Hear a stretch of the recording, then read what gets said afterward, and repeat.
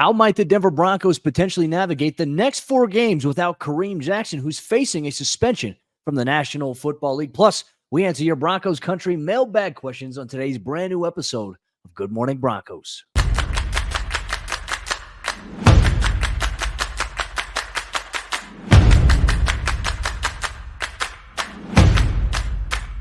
Good morning, Broncos Country. Welcome into another episode of G&B, your daily Denver Broncos conversation, and a cup of coffee alongside every single day here. Mile High Sports YouTube page, 9 o'clock a.m. Mountain Time. Looking forward to always having you all here in the comments. Shout out to our friends Dennis. Shout out to D-Rock for always representing and rocking. I'm Cody Roark, Broncos reporter for Mile High Sports here. And one thing I want to dive into today, obviously, before we get into the meat and bones of our show here, is today's a big day for Colorado sports fans. The Denver Nuggets season opener begins here tonight at Ball Arena, 5:30 p.m. Mountain Time tip-off on TNT as they host the Los Angeles Lakers. But it's a big night because it's the banner-raising ceremony at Ball Arena. Players are going to get their championship rings, and our Denver Nuggets beat reporter Ryan Blackburn will have you covered on the Pickaxe and Roll podcast. He did an episode last night previewing the season opener, so make sure you go check that out here. But Mile High Sports is every team, every day, every professional team here in the state of Colorado. I almost said the sport of Colorado. It's not a thing. In the state of Colorado, we have you covered here. Arif Dean has you covered on all things Colorado Avalanche. Drew Kreisman on the Colorado Rockies. Myself, Cody Roark on the Denver Broncos. Plus, you get some stuff from Anil Opiro and Chase Howell from time to time on the Colorado Buffaloes. Mile High Sports, once again, every team, every day. Now, all right, let's get to the creamer portion of our show here today, as the Denver Broncos could be without safety Kareem Jackson for the next 4 games. And if it stands, that will be the case. On Monday, the NFL announced that they were suspending Jackson for 4 games after he was disqualified from Sunday's game against the Green Bay Packers after his hit on Green Bay Packers tight end Luke Musgrave. You know, for me, I have a lot of strong feelings about this as a guy who played on defense, a guy who thumped people, who played corner, who played inside the nickel, who understands the importance of contact here, and somebody who knows Kareem Jackson as a person, someone who knows Kareem Jackson as a football player. This is a tough situation for him to be in. Like, for him, year 14 in the NFL, this could very well be Kareem's last year. And to be honest with you, with how things have gone this year for him from the standpoint of how often he's been fined for hits, obviously he's been in 2 games this season disqualified for some of the hits that he had. Obviously, the one I felt like against the Logan Thomas in week 2, I felt like that was probably the one penalty that you can look at and say, okay, yeah, I understand that is warranted for that. The ejection, leaving his feet. This one on Sunday, I don't like it. I hate it. I think it's absolutely terrible here, because what we talk about here in today's NFL, it is a contact sport. It is full speed. It is collision-based. We understand the nature of this game. Players understand the nature of this game. The NFL has outlawed an important dynamic of the game, and that is being able to play defense. You can't touch anybody anymore. You hit them in the shoulder, you hit them in the chest, you get fined for hitting a defenseless receiver. Now, look, I understand. You absolutely cannot hit people helmet to helmet. We all understand that. Every football player understands that. And 9 times out of 10, there's never any malicious intent when it comes to that. Football, and we talk about guys who are playing safety. You're talking about guys who are playing 10, sometimes 15 yards back, coming up full speed to make a play where, guess what? Their job is to prevent a catch from happening, or to dislodge a ball after a catch is made, or simply tackling somebody. The NFL is outlawing physical big hits, right? And I think that's where the issue is. Somebody gets hit too hard. Oh, there must have been a penalty. Yeah, look at the state of the NFL right now, not just from that standpoint, but look how it is with roughing the passer. I mean, quarterbacks get breathed on, sneezed on, someone touches them on the butt, and all of a sudden it's a 15-yard penalty. We're seeing it become too much of a flag-happy product, which means that, in my opinion, in the next 10 years, I would not be shocked if the NFL goes from the National Football League and becomes the National Flag Football League. Heck, we're already there. You know how many flags that we see on the field on Sundays anyways, all across the league? It's an exponential amount. It's ruining the product. And I understand the NFL, this is their, I would say, contingency plan from dealing with all the blowback from what happened when the movie Concussion went out. 110% here. We understand as football players, we understand the risk when we put that helmet on. We know that there's a chance we could get severely hurt. I've had 6 concussions in my playing career. I have.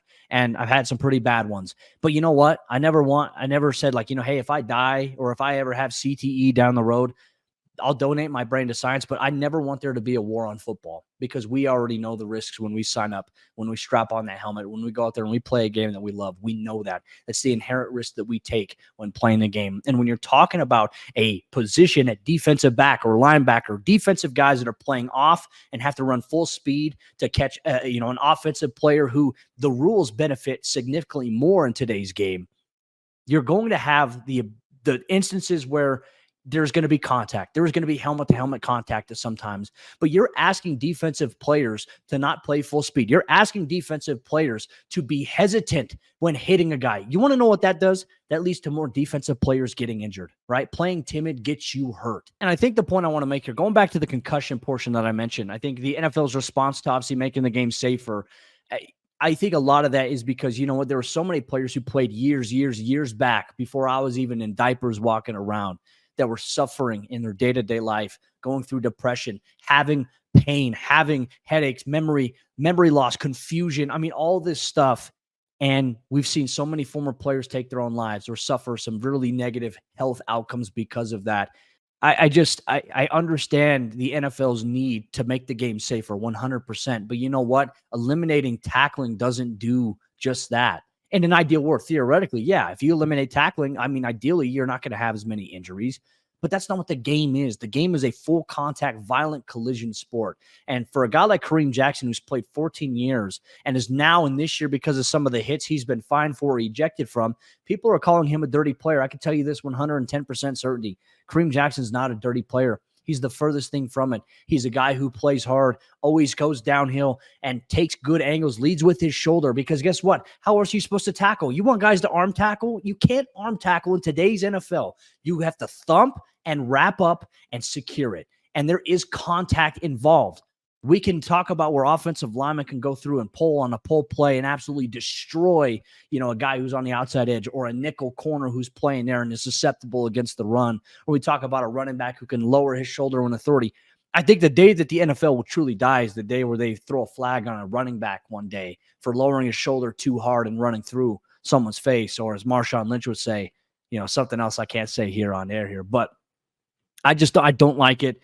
Kareem is a great guy. He's been a great leader, a great veteran presence. He's been great for the game of football. I don't think that a 4-game suspension is warranted. I dislike it. I'm very, very against it, as you can tell here, because what more do you want guys to do? And look, players, I think some players are going to come out on social media and say stuff, but you're not going to hear many things being brought out in terms of the public, in terms of a press conference from players talking about how they feel about this. You may, but how the NFL is, they know fun league. They look to find anybody who rises up against them in a sense. So for me, I think it's disappointing. Kareem Jackson is planning on appealing the suspension here. We'll see where things progress, though. Obviously, as the days come, obviously can be heard by Derek Brooks potentially. I don't like where the game is right now. I understand the importance of player safety, but when you make it to where defensive players can't play football anymore, you no longer have the National Football League. We might as well turn it into the circus, the National Flag Football League, coming to a stadium near you. All right, but with that said, Broncos Country, let's move on here to our Broncos Country Mailbag, taking a look at some of the questions that you sent in on Twitter at Cody Roark NFL here, coming in from at newtype_JK47. Our good friend, as always, asked the question, after yesterday, will the Broncos finally strike a balance between going under center and shotgun? The run game operated well, and getting some Jaleel McLaughlin run plays in the gun can at least keep defenses guessing. Same with the passing game, more under center to not give away what we do. I think it's really about finding balance here, and I think this is a great question. Now, is there more success running the football out of the, under center versus shotgun? I mean, it just depends on your angles. And obviously, I think maybe your blocking concepts and what you decide to do, what type of defensive front you're going against. Ideally, when you're under center, okay, quarterback's under center, he's getting an exchange. He's got to open up one way or the other, right? And you got to be able to have that relationship balance with the tailback. I think it allows you for a more downhill run. But with the NFL today, with how much outside zone, inside zone stuff that we see, a lot of it involves a pull. And a lot of it involves being able to have these running backs with both size and speed, be able to step wide and then get downhill. I mean, that's really how the game is at a multitude of dynamics. Probably around 29, 30 teams around the league will operate with that standpoint. Denver is one of them. I just think it's about balance. balance. Now, I will say one formation I did like on Sunday. We saw the two-back set. We saw Javonte Williams and Jaleel McLaughlin right next to Russell Wilson. I think you can do a variety of different things, right? I think you can do an inside handoff to Jaleel McLaughlin. He's on the right, and Javonte's on the left. Javonte becomes almost like a lead blocker. I think you can, in the passing game, you can run different concepts to the flat or underneath the formation to be able to get those guys maybe the ball and some dump-offs. We saw that play design happen here in Sunday's game against the Green Bay Packers. And I think another thing for Denver, running the football is the identity. It needs to be. It gives them much more balance. It gives them much more opportunity going forward. I think to have sustainability, become less one-dimensional. And when you don't have a tight end pass-catching option, like a one that has speed and that's a real threat, you have to be able to run the football, because as a defensive coordinator, if I just know that, hey, I just got to cover these receivers, they don't have any tight end threats, we can stop the run, it's easier for me to game plan ways to build coverage schemes around certain formations offensively to maybe limit big explosive plays from happening in the passing game. But that's where Denver has been. They've been a little bit one-dimensional this season. I hope after Sunday's game, Sean Payton realizes just how good the run game is. And I think the Broncos offensive line in the run game, I think they mauled some dudes on Sunday, and that was a pretty good defensive line, front seven, that they faced against the Packers. So hopefully they can build on that a little bit more. You know, you can be a little creative in terms of your balance between under center and a shotgun, and based on run, pass, what looks you give there. I also thought Russell Wilson had a really good play where he was under center. He sold a handoff cleanly and then protected, like hid the football, stood back up, and then delivered a throw. Like, I love seeing stuff like that, just varying your looks a little bit. I think that's a great question there, my friend. At Hot Take Broncos on Twitter says, have we seen enough from Russ to make a decision on his future here?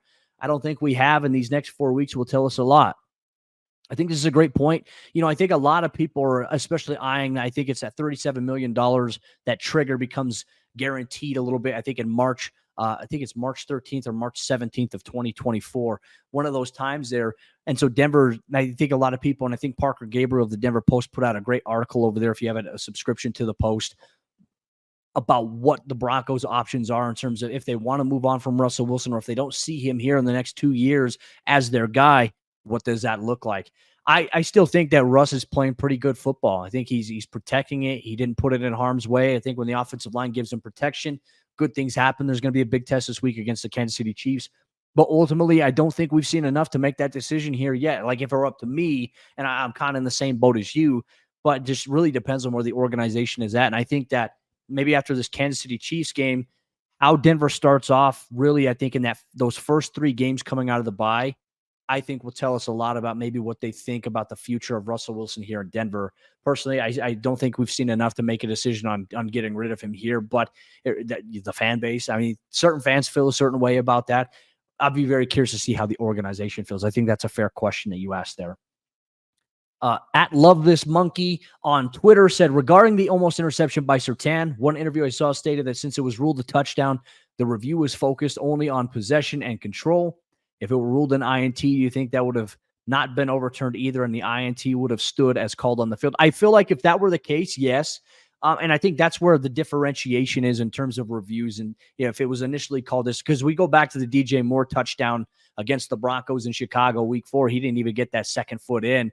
But they said because it was called a touchdown and because it was too close to overturn, or there's the indisputable evidence, they had to stick with the call that was originally made on the field. I feel like the same regard would have been here in this situation here regarding that crazy play there. And obviously, shout out to Romeo Doubs for being able to hold on to that while simultaneously having Surtain have his hands on the football as well. That was just a wild play there. That's a great question there. Jay Payne says, if the Broncos get a top 3 pick, should they trade it for more picks? And I don't know who you mean by at Joe Alt, but I know what MHJ means. That's Marvin Harrison Jr. And then pick a quarterback later because this quarterback class is so loaded. This is a very interesting question. I think if Denver ends up with the top 3 pick, I think they're going to take the best player available. You know, I think so much of the conversation around the NFL draft is really kind of circulated around what is the, best position available? What is the biggest need that you have? There's a lot of conversation and back and forth dialogue between, well, you take your biggest need.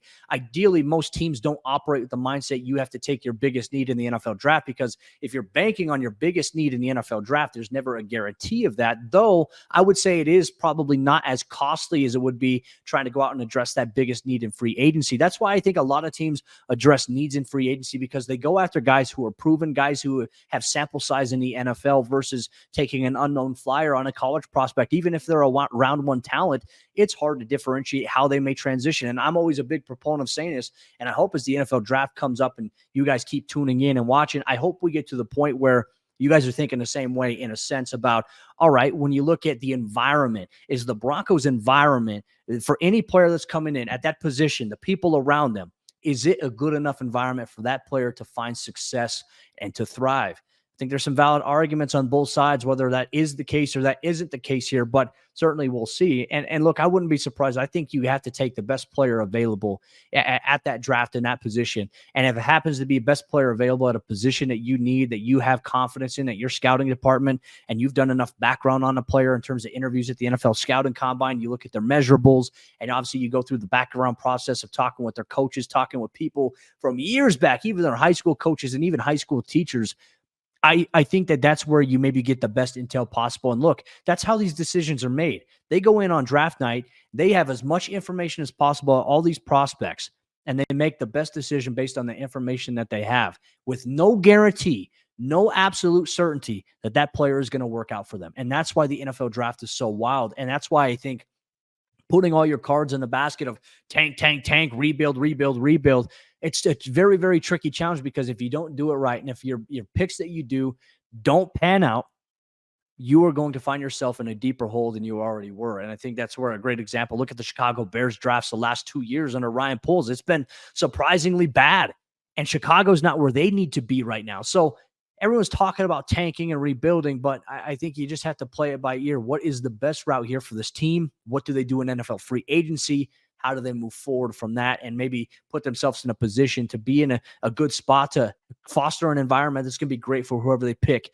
in round one of the 2024 NFL draft? That'll wrap up today's episode of Good Morning Broncos, Broncos Country. I appreciate you as always for rocking with me here. Go pour yourself another cup of coffee. Go get yourself some breakfast. And we'll see you tomorrow for a brand new episode of GMB. We'll hear from Broncos head coach Sean Payton, who met with us on Monday on a conference call. We'll share his thoughts and maybe a little bit more insight into why he's such an unhappy person, as he would talk about.